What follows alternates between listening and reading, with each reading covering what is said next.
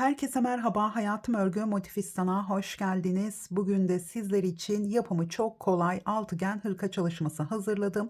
Özellikle yeni başlayan arkadaşlar için ilk kez altıgen hırka örecekseniz en klasik haliyle, en kolay haliyle bu altıgen hırka çalışmasını örebilirsiniz. Bu hırkayı yaptıktan sonra artık farklı tekniklerle altıgen hırkaları da rahatlıkla örmeye başlayabilirsiniz. Hemen şöyle hırkamın ölçülerini vermek istiyorum. Şimdi benim yapmış olduğum hırka çalışması Alize'nin Angora Gold iplerini kullandım.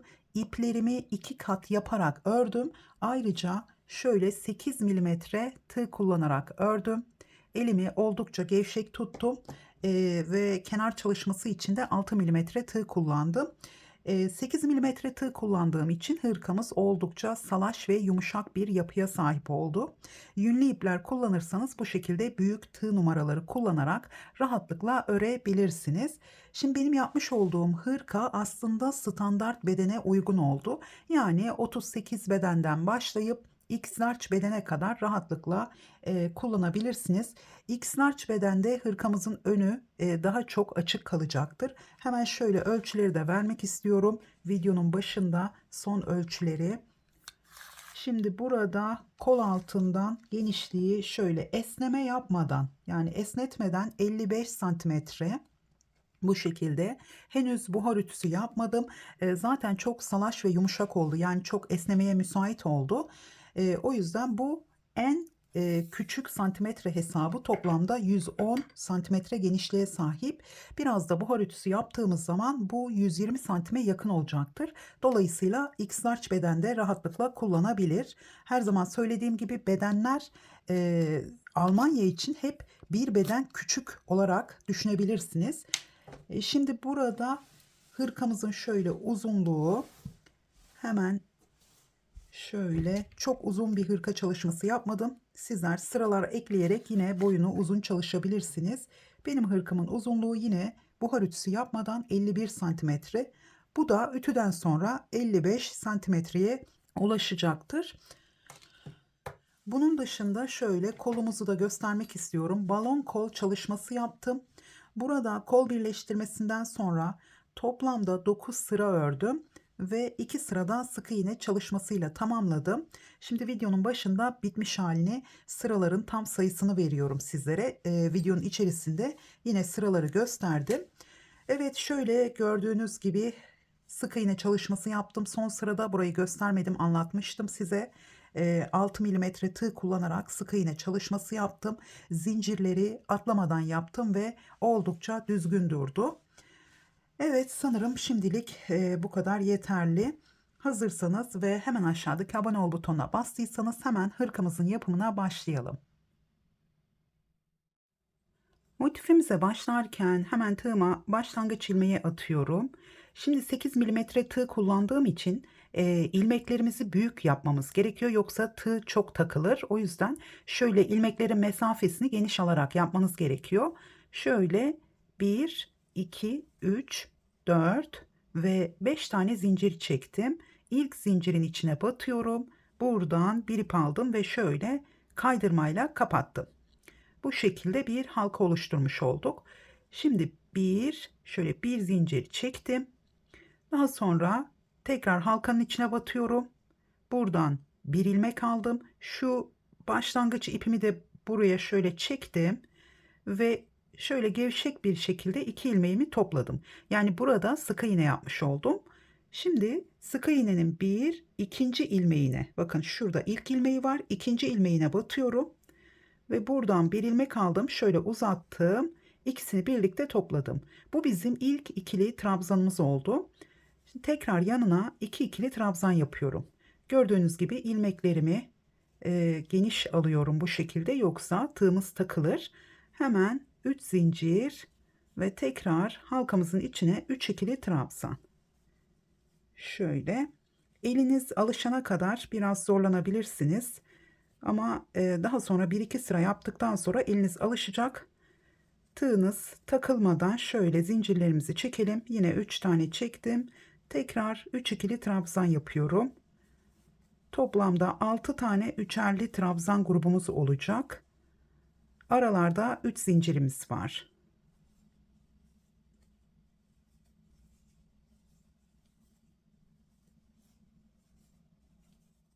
Toplamda 6 tane üçerli trabzan grubumu tamamladım ve sona geldiğim zaman zincir çekmeden hemen tığımın üzerine bir ip aldım. Bu ilk başta yapmış olduğumuz trabzanımızın şöyle ilk 2 ilmeğini bu şekilde battım. Buradan bir ilmek aldım. Şöyle biraz uzatıyorum. 3 ilmeğimi birlikte topluyorum. Tekrar bir zincir çektim. Yine sık iğne ile trabzan yapacağım. Hemen ilk boşluğun içine batıyorum. Buradan bir ilmek aldım. İlmeklerimin görüyorsunuz gevşekliğini. Hemen ilk 2 ilmeğimi birlikte topladım. Şimdi yine sık iğne yapmış oldum. Şu ilk ilmeğe değil, ikinci ilmeğin içine batıyorum. Buradan bir ilmek aldım. Şöyle uzattım ve 2 ilmeği birlikte topladım.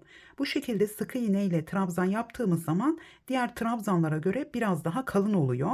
Hemen yanına 2 ikili trabzan daha yapıyorum.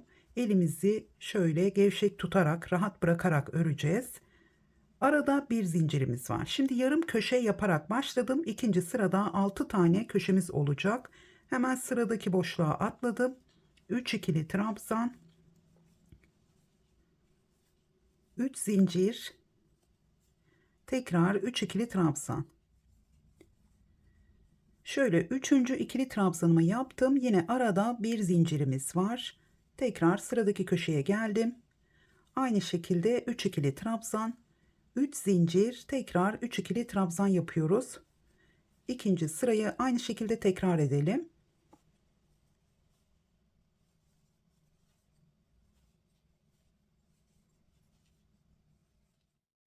Başladığım yere tekrar geldim. Sonda bir zinciri çektim. Şimdi yarım köşemizi tamamlayacağım. Yine ilk boşluğun içine 3 ikili trabzan yapıyorum. Şöyle 2 ve üçüncüsü. Şimdi köşeyi kapatırken tekrar bir ip aldım. Hemen burada bakın sık iğne ile ikili trabzan yaptığımız zaman gördüğünüz gibi ilk trabzanımızın üzeri yine aynı şekilde ilmeklerimiz görünüyor. Hemen buraya batıyorum. Buradan da bir ilmek aldım ve tığımda 3 tane ilmeğim var. Şöyle biraz uzatıyorum, ortalayarak topluyorum ve tekrar bir zincir çektim. Şimdi ilk boşluğun içine yine şöyle battım, bir ilmek aldım, 2 ilmeğimi birlikte topladım. İkinci ilmeğin içine batıyorum.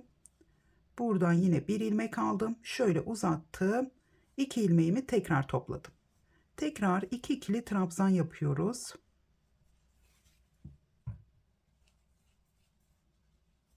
Ve ikincisi yine 3 tane oldu. Burada her zaman yarım köşe yaparak başlıyoruz. Tekrar bir zincir çektim. Şimdi arada bir zincir boşluğumuz var. Buraya batıyorum. 3 ikili trabzan. Şöyle düğümümüzü de arkaya alalım.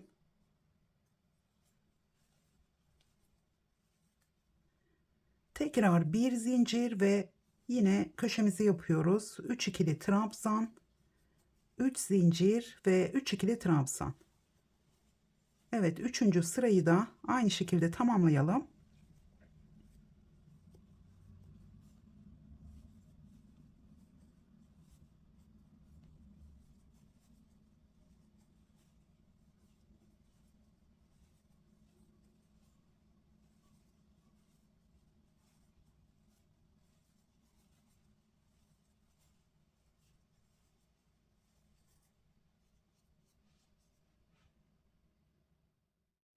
Dördüncü sıramızı tamamladım. Yine başladığım yere geldiğimde burada ilk boşluğun içine 3 tane ikili trabzan yaptım. Tekrar köşeyi göstereceğim. Hemen tığımın üzerine bir ip aldım.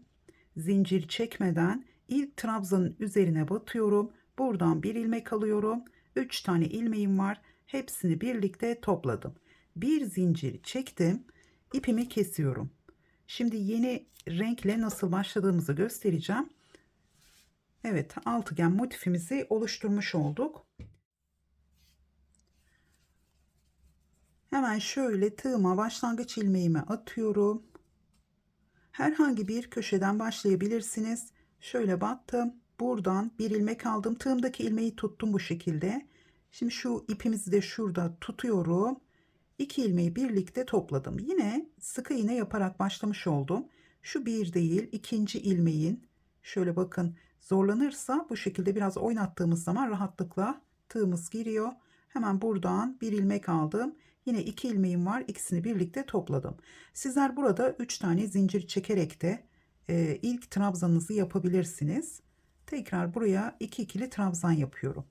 Şimdi burada sadece rengimizi değiştirdiğimiz zaman nasıl başladığımızı gösterdim. Hep aynı şekilde ilerleyeceğiz. Şimdi ben 1-2 sıra öreceğim. Bu küçük motifimizin üzerinde kol birleştirmesini göstereceğim. Sonra tamamladığım motiflerin üzerinden devam edeceğiz. Şöyle boşluklara 3 ikili trabzan yapıyorum. Hep aralarda bir zincirimiz var. Köşelerde 3 zincirimiz var. Bu şekilde sıralara devam ediyoruz.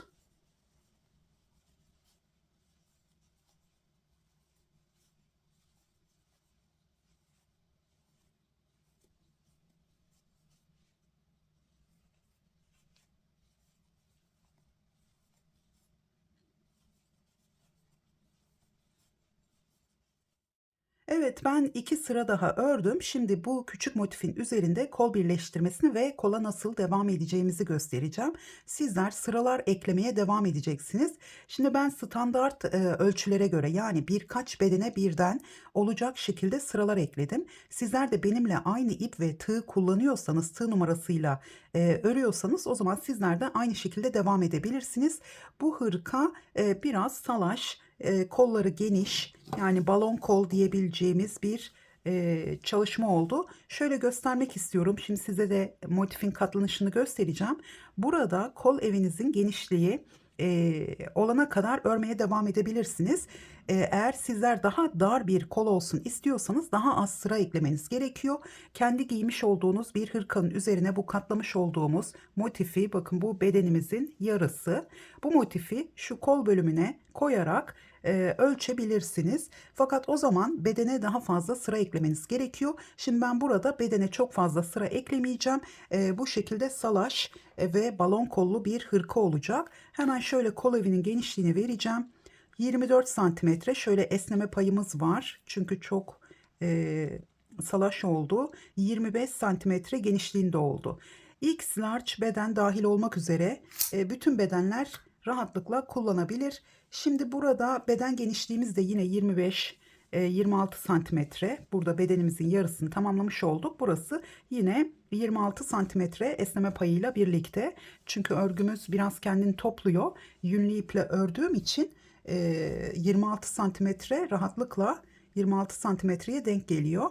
Şimdi biz kol birleştirmesiyle devam edeceğiz. Burada kol birleştirmesine başlamadan önce hemen şöyle bakın. Motifimin ön yüzünü terse çevirdim. Şu son kenarı örmedim. Burada birleştirme yapacağız. Şimdi burada ipimizin olduğu yerden tam karşısındaki köşeye getiriyorum. Bu şekilde katlıyoruz.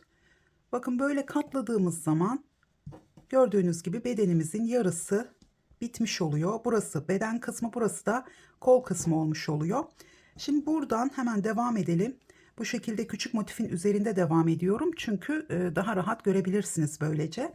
Şimdi sizler toplamda 15 sıra öreceksiniz. Kolunu biraz dar olsun isterseniz 14 santimetre, 13 santimetre, yani 13 santimetre, pardon 13 sıra örerseniz de yine large ve x large bedene gelecektir. Tabii ki dediğim gibi 8 milimetre tığ kullanıyorsanız ve aynı iple örüyorsanız. Şimdi burada köşeye geldiğim zaman 3 tane ikili trabzanımı yaptım. Bir zincir çektim. Hemen burada karşı tarafa bir sık iğne yaptım. Tekrar bir zincir çektim. Hemen buraya geliyorum, köşemi tamamlıyorum. 3 tane ikili trabzan yapacağım.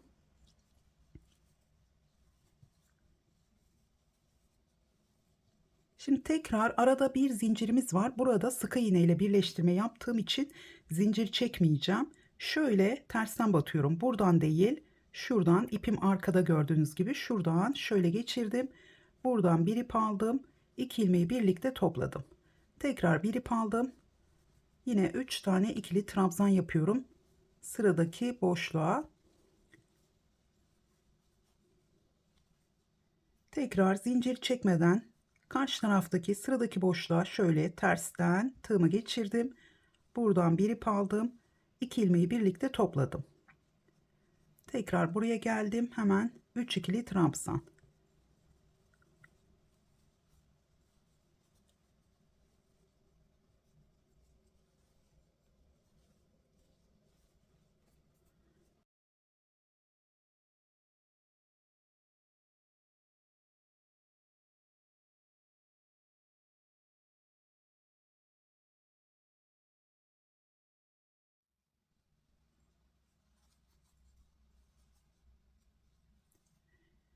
Köşenin olduğu yere geldiğimiz zaman hemen burada karşı tarafa birleştirmemizi yaptım.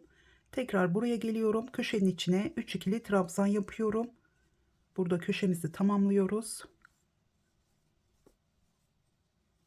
Tekrar bir ip aldım. Hemen şöyle ilk trabzan üzerine battım. Buradan bir ilmek aldım. Yine 3 ilmeğimi birlikte topluyorum.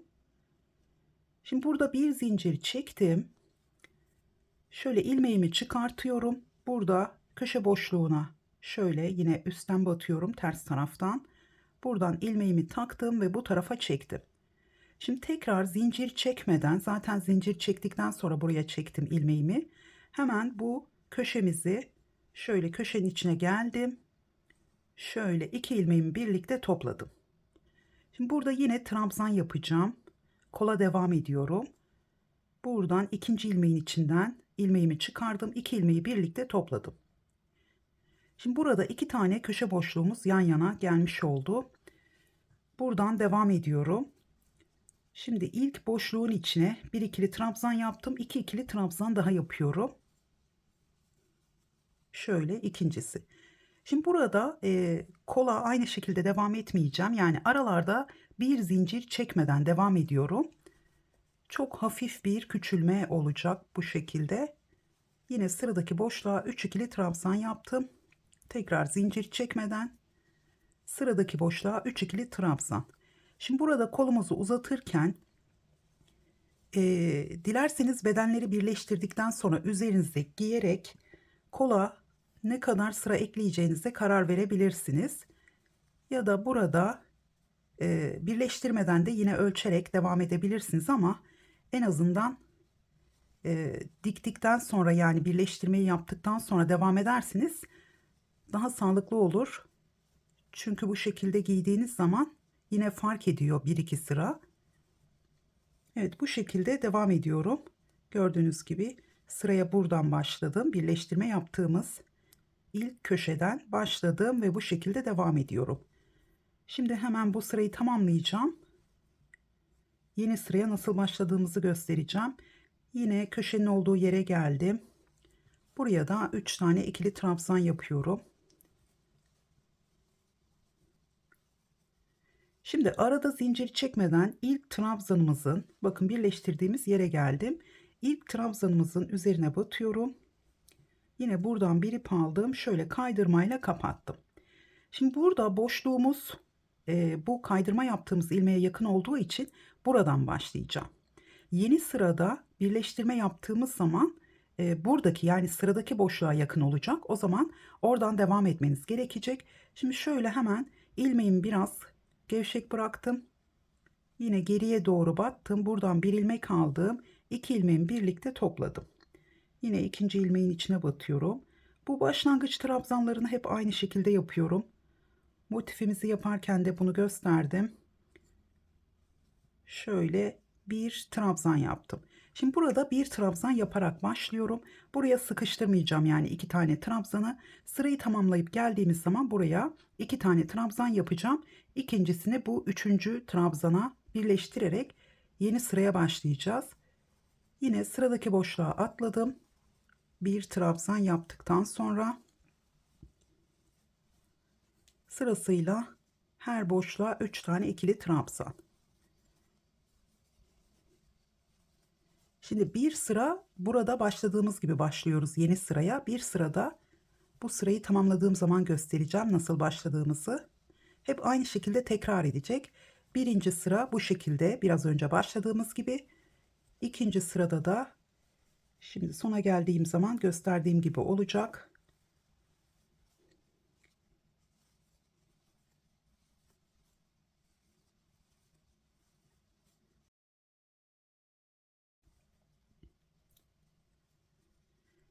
Evet, tekrar başladığım yere geldim. Burada bir tane trabzanımız var. Hemen buraya iki ikili trabzan yapıyorum. Şöyle bir ve ikincisi. Şimdi burada yine ilk trabzana birleştirme yapacağım. Buraya batıyorum. Buradan bir ilmek aldım ve kaydırmayla kapattım. Şimdi bu defa burada birleştirme yaptığım için bakın geriye doğru gelemiyoruz. Hemen önümüzdeki boşluk daha yakın. O yüzden burada isterseniz sıradaki trabzanın üzerine şöyle bir kaydırma yapın. Ya da ilk boşluğun içine ben atlıyorum. Yine iki ilmeği birlikte topladım.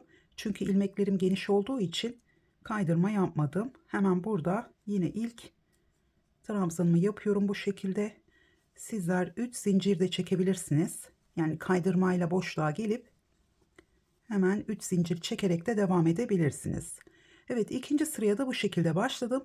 Şimdi buraya gelip tekrar buraya birleştirme yaptığınız zaman buraya, o zaman geriye batarak sadece bir trabzan yapacaksınız. Başlangıçta olduğu gibi aynı şekilde devam ederek sıralar ekleyeceksiniz. Şimdi normalde ben burada 10-12 sıra örüyorum large beden için. Daha sonra da kolda yine lastik çalışması ekliyorum. Dolayısıyla ölçerek ilerlerseniz daha iyi olur. Şimdi burada belki 6-7 sıra örmemiz yeterli gelebilir. Onu daha ben de tamamlamadığım için size söyleyemiyorum. Yani ölçerek ilerleyeceksiniz. Şimdi ben buradan sonra artık devam etmeyeceğim. Yine başa geldiğimiz zaman dediğim şekilde birleştirip sıralar eklemeye devam ediyoruz. Evet. Gördüğünüz gibi hırkamızın bir tarafını tamamlamış olduk bu şekilde. Aynısından bir tane daha örüyoruz. Tabii ki burada bakın ben burada 1, 2, 3, 4, 5 tane sıra yapmışım. Hemen şöyle santim hesabını vereceğim. 9 santimetre olmuş. Şimdi normalde large beden için ben düşük kollu yani balon kol değil düşük kol olması için toplamda 20 santim olduğu zaman burada kol birleştirmesini yapmaya başlıyorum ama dediğim gibi bu hırka hem salaş hem de balon kollu olduğu için daha fazla sıra ekledim. Böylece bedenin de geniş olmasını sağladım. Şimdi bedene yani ön ve arka bedene sıra eklediğimiz zaman burada sadece bir sıra ekleyeceğim. Şimdi bu kolun genişliğini fazla yaptığımız için beden de şurada bakın hemen göstereyim. Bedenimiz de daha uzun olmuş oldu. Şöyle. Tabii ki tercihe göre devam edebilirsiniz. Kanalımda farklı altıgen hırka modelleri var. Yine orada şöyle bakın bedenimizin genişliği 50 uzunluğu 50 santimetre oldu. Şimdi bir iki sıra daha eklediğimiz zaman bunu 55 santimetreye tamamlamış olacağız. Şimdi burada hemen sıra ekleyeceğim. Şöyle bir tane motifime sırayı ekledim ben. Sadece bir sıra ekleyeceğiz arka bedene. Şöyle göstereceğim size.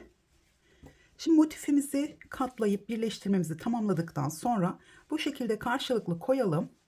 Şimdi burada benim eklemiş olduğum sıra arka bedene ait olduğu için buradaki motifimde yine üstte kalan bölüm arka beden olmuş oluyor. Dolayısıyla biz bu motife başlarken yine arka bedenden başlamamız gerekiyor. Şimdi burada şöyle çevirip buradan başladığım için elimin yönü düz olmuş oluyor. Yani bu şekilde örmeye devam ediyoruz. Buradan devam ediyoruz ama diğer motifi yaptığımız zaman şöyle aldığım zaman buradan başlamam gerekiyor. Üstteki bedenden o zaman ters oluyor, aşağıya doğru öremiyoruz. O yüzden şimdi bunu şöyle de hemen göstermek istiyorum. Burada sadece iki kenara sıra ekledim. Öncelikle bakın arka bedenin sıraya şu köşe boşluğundan başladım ve etek ucunda devam ettim. Ön bedende devam etmedim. Burada sadece köşenin içine bir tane yaptım. Bu bizim ön bedenimiz. Buraya devam etmedim. En son ön bedene bir sıra ekleyeceğiz. Şimdi burada başlarken etek ucunda başlamamız gerekiyor. O zaman ters olmamış olacak. Hemen şöyle yine ipimi alacağım. Şimdi şöyle çeviriyorum. Elimizin yönüne göre bakın ben de şuradan başlayacağım. Şöyle başlayacağım etek ucundan. Şöyle göstereyim. Şimdi şuradan başlayacağım. Bu tarafa doğru gideceğim. Daha sonra arka bedeni yukarıda bitirmiş olacağım. Ön bedene sıra eklemiyorum. Şimdi bir sıra ekleyeceğim için burada bu sırayı yaparken birleştirmeyi yapacağım. Yani sizler ilk motifinizi Buradan başlayacaksınız. Burada sadece başlangıcı yaparken burada şu köşeleri birleştirdiğimiz boşluğun ilkine buraya 3 tane zincir çekip buraya trabzan yapmadan sadece 3 zincir çekip hemen sıradaki boşluktan devam ediyoruz. Yine aralarda bir zincirimiz var. Sıradaki boşluktan devam ediyoruz ve buradan etek ucundan şu köşeye geldiğimiz zaman burada 3 tane trabzan yapıp ipimizi kesiyoruz. Şimdi ben bu taraftan başlarken birleştirmeyi de yapacağım. Bir sıra yaptığımız için etek ucundan başlıyorum. Yani yaptığımızın tam tersini yapıyorum. Her iki motifte aynı yönden başlayamıyoruz. Şöyle hemen trabzanımı yapacağım. Yine aynı şekilde.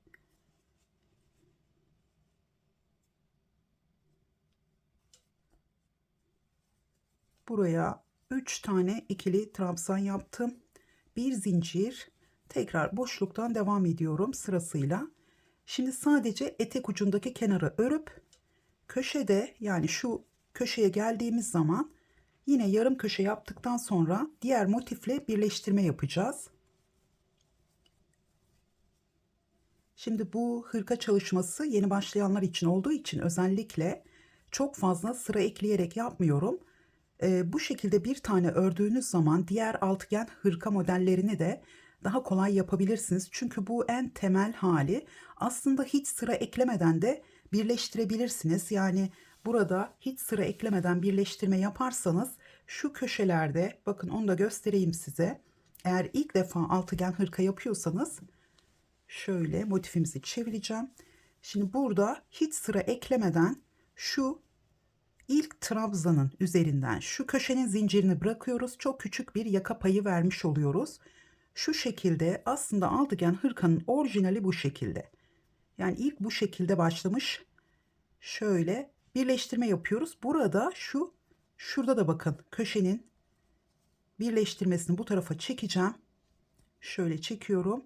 Şimdi burada sadece trabzanların üzerinden şöyle, hatta ikinci trabzandan da başlayarak şurada küçük bir V boşluğu ensede yaka payı vermiş oluyoruz. Çünkü motifimizi büyük ördüğümüz için buradaki santimetre hesabı toplamda 105-106 santimetreye yakın oluyor toplam beden genişliği.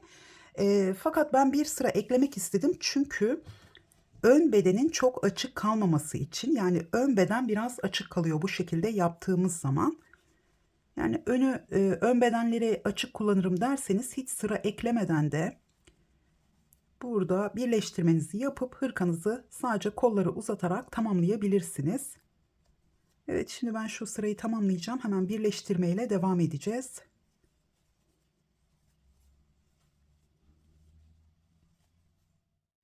Köşenin olduğu yere geldim. Hemen 3 tane ikili trabzan yapıyorum. Şimdi size göstereceğim. Şöyle sadece bakın etek ucunda şuradan başladım, etek ucundan şöyle geldim ve burada artık arka bedene devam ederken şöyle çeviriyorum. Arka bedene devam ederken birleştirmemizi yapacağız. Çünkü bir sıra eklediğimiz için hemen diğer motifte birleştirmeye başlıyoruz. Şimdi burada şu motifimizde ilk örmüş olduğum, yani bir sıra burada gördüğünüz gibi şu etek ucundaki köşeden birleştirmeye başlayacağım. Şimdi buradan devam ediyoruz.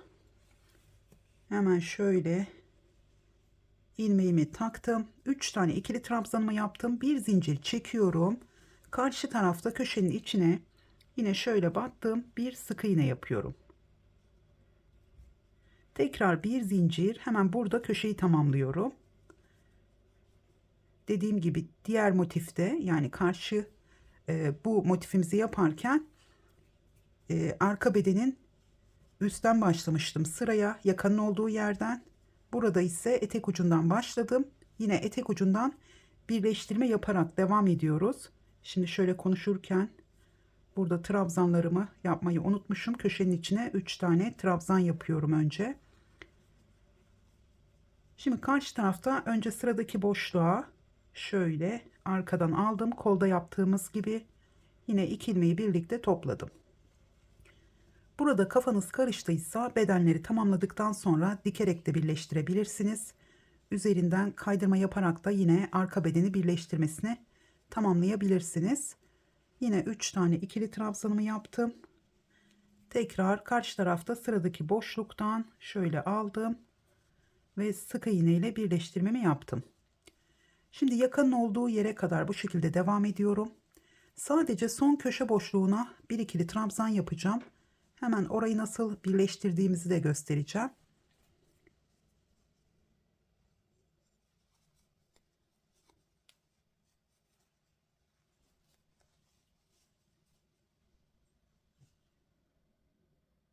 Köşenin olduğu yere kadar birleştirmemi tamamladım. Bakın burası kolları birleştirdiğimiz iki köşe. Şöyle göstermek istiyorum. Bu şekilde birleştirmemizi yaptım. Şimdi burada hemen son boşluğun içine 3 tane ikili trabzanı yaptım. Karşı tarafta sadece bir boşluğumuz var. Şu ilk köşe boşluğuna burayı göstermiştim. Buraya sadece 3 tane zincir çekerek sıradaki boşluğa 3 tane ikili trabzan yapmıştım. Burada da şimdi sadece bir köşe boşluğumuz kaldı. Şimdi karşı tarafta son boşluğa şöyle batıyorum tersten. Buradan aldım. Yine sık iğnemi yaptım. Tekrar bir ip aldım. Buradaki köşe boşluğunun içine bir ikili trabzan yapıyorum. Burada aslında bir tane trabzan yaparak yaka düşürmesi yapmış olduk. Hemen bir zinciri çektim. İpimi kesiyorum. Evet, bu şekilde bedenleri birleştirmiş olduk. Şimdi bir sırada hırkamızın bütün kenarlarının etrafına hemen bir sıra daha yapacağım. Çünkü önde arka bedene göre ön bedenlerde bir sıra eksik oldu. Şimdi onu da yaparken boyunu eğer uzamasını istemiyorsanız sadece ön beden şöyle yakanın etrafından diğer ön bedenin etek ucuna kadar ördükten sonra tamamlayabilirsiniz. Eğer uzun olmasını isterseniz de buradan yine etek ucundan sıraya devam etmeniz gerekiyor. Hemen onu da başlangıcını yapalım. Yine tığıma başlangıç ilmeğimi atıyorum. Şöyle. Şimdi ön yüze çevirdim. Burada etek ucundan başlayacağım. Şimdi burada trabzanımız bu şekilde yatay olduğu için ilk buradan başlıyorum. Hemen araya battım. Buraya direkt trabzan yaptım. Ya da şöyle yine her zamanki gibi yapalım. Şöyle bir ilmek aldım. Tığımdaki ilmekle birlikte ikisini birlikte topladım ve yine ikinci ilmeğe batarak trabzan yapıyorum. İpleri de üzerine örerek gizleyebilirsiniz. Şimdi şöyle bakın, battığım zaman buradan ipleri şöyle geriye çekip üzerine trabzanları yapabiliriz. Hemen şöyle ikinci ikili trabzanımı yaptım ve üçüncü ikili trabzanımı yaptım. Şimdi arada bir boşluk atlayacağım ama burası bizim, bakın iki tane boşluğumuz yan yana geldiği için buraya yine, çünkü mesafesi fazla, o yüzden buraya yine sıradaki boşluğa 3 tane ikili trabzan yapıyorum. Sadece başlangıçta bu şekilde. Şu ipimizi de gizlemeye çalışıyorum.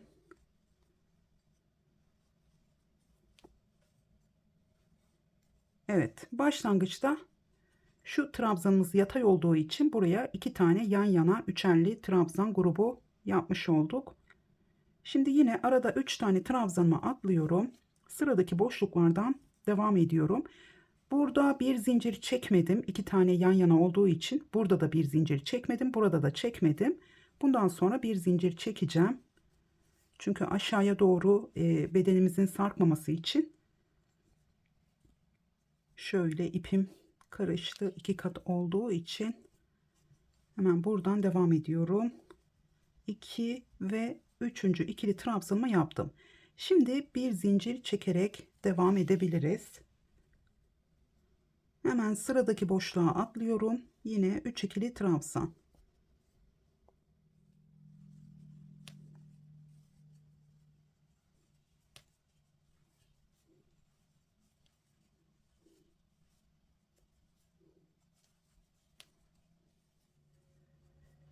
Evet, aynı şekilde devam ediyoruz. Şimdi böyle devam ettiğimiz zaman burada yakanın olduğu yere geleceğiz. Şurası bizim kolları birleştirdiğimiz köşeler. Burada Boşluklara yine 3 tane ikili trabzan yapacağız. Buradan itibaren aralara zincir çekmeden her boşluğa yine 3 tane ikili trabzan yaparak devam edeceğiz. Şu öndeki diğer ön bölümün köşesine gelene kadar. Eğer burada gerginlik oluşursa o zaman aralara bir zincir çekebilirsiniz. Şimdi burada yaka genişliğimiz şöyle, bakın şu ilk köşeden burada da sadece 2 sıramız var. Bir tane daha köşemiz var. Şurası bizim yaka genişliğimiz. Yani yaka genişliğimiz çok büyük değil. Çok küçük de değil. Burada boşlukları atlamadan trabzan gruplarımızı yapalım. Normalde modelimizde hep aralarda 3 tane trabzan atlıyoruz. Burada atlamayalım çünkü bunlar geniş olan boşluklar olduğu için atlamamıza gerek yok. O yüzden aralarda zincir çekmeden 3 tane ikili trabzan yapalım. Yine de volanlanma olursa sadece 2 tane ikili trabzan yaparak da bu ensedeki yaka genişliğini örebilirsiniz. Buraya geldiğiniz zaman da yine buradan diğer ön bedene aralarda bir zincir çekerek devam etmeniz gerekiyor.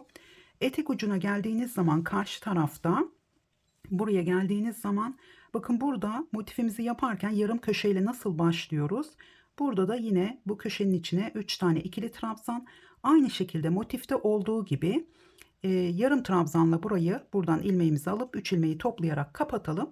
Tekrar yeni sıraya nasıl başlıyorsak motifimizde bir zincir çekip sık iğne ile ilk boşluğun içinden, yine etek ucunda boyunu uzatmak istiyorsanız buradaki köşe boşluğundan tekrar buraya sıra eklemeye devam edeceksiniz. Şimdi burada da yine birleştirme yaptığımız yerde araya bir zincir çekmeden şu iki köşelerin olduğu yerde yan yana 2 tane üçerli trabzan grubumuz olacak. Tekrar etek ucundan başladığımız yere geldiğimiz zaman eğer volanlanma olursa, yani burada marullanma olursa, şurada 3 tane ikili trabzan yapıp bu şekilde kapatabilirsiniz burayı. Ya da buraya tekrar 3 tane ikili trabzan yapıp şu arada zincir çekmeden, yani bu son boşluğa yaptıktan sonra zincir çekmeden buraya yine 3 tane ikili trabzan, köşeyi kapatıp bir zincir çekerek ipinizi keseceksiniz. Yine bir sırada sık iğne sırasıyla bütün hırkamızın etrafını dolaşabilirsiniz. Şimdi ben burayı tamamlayacağım. Daha sonra koldaki, yani kolu bitirirken nasıl daraltma yaptığımızı göstereceğim. Hemen sıramı tamamlayıp tekrar geliyorum.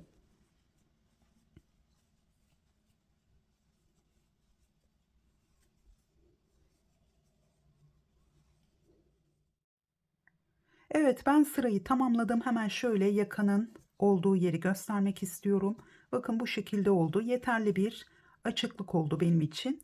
Şimdi burada şöyle etek ucuna devam etmedim. Hemen videoyu tamamlayabilmek için buraya geldiğim zaman gördüğünüz gibi köşeyi motifte olduğu şekilde kapattım.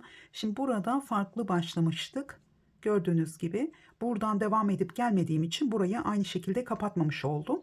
Şimdi daha sonra ben yine sıralar ekleyeceğim. Şimdi bu şekilde bırakıyorum artık. Dediğim gibi sizler buradan yine motifte olduğu gibi burada bir zincir çekip köşenin içinden yine 3 tane trabzan yaparak şöyle etek ucunda bir sıra daha yaptıktan sonra buraya gelerek sırayı tamamlayabilirsiniz. Daha sonra da köşeyi kapattıktan sonra yine hem köşe boşluğunun içine bir tane sık iğne yapıp daha sonra da trabzanların üzerine şu aradaki bir zincirleri atlayarak, çünkü biraz toparlanması için gördüğünüz gibi biraz volanlanma var. Buradaki bir zincirleri atlayarak bütün trabzanların üzerine sık iğneler yaparak devam edebilirsiniz. Şimdi kolda tamamlarken, kolda daraltma yaparken şu kolu bitireceğimiz yerde şimdi tığ numaramı artık 6 milimetreye düşüreceğim.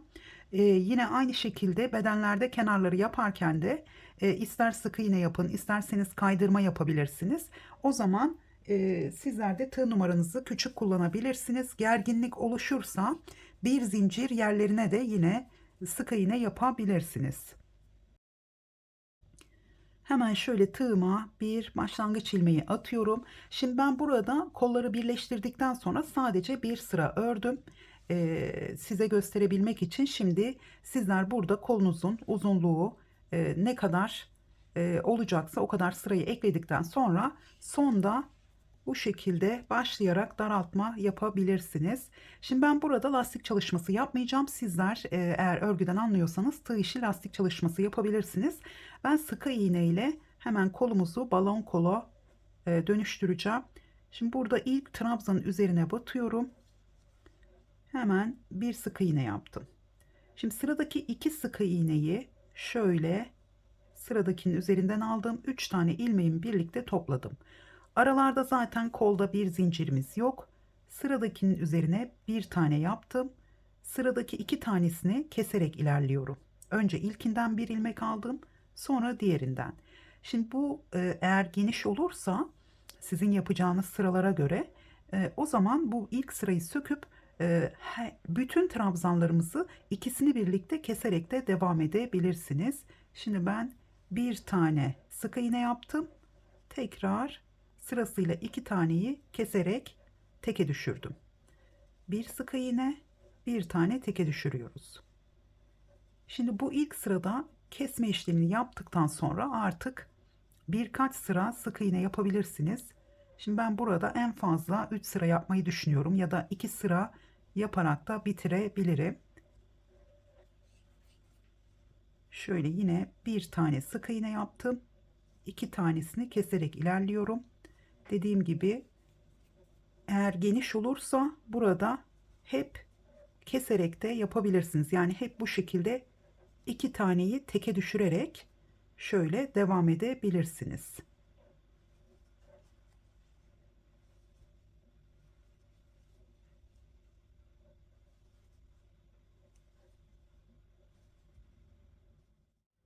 Başladığım yere tekrar geldim. Hemen son eksiltmemi yaptım. Burada ilk sık iğnenin üzerine batıyorum. Şöyle kaydırmayla kapattım.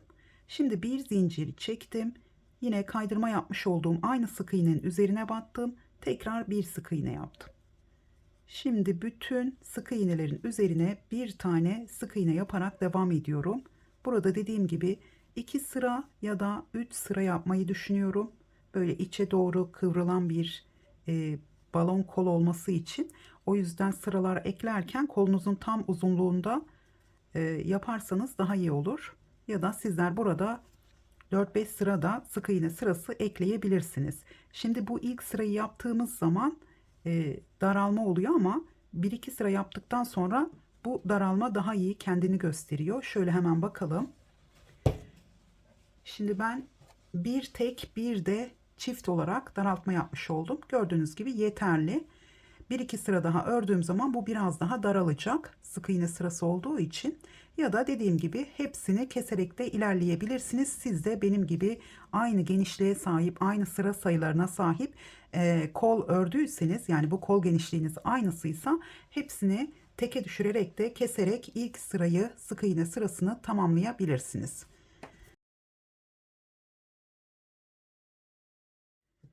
Evet, hırkamızın anlatımı bu kadar. Umarım beğenmişsinizdir. İzlediğiniz için teşekkür ediyorum. Tekrar görüşünceye kadar hoşça kalın.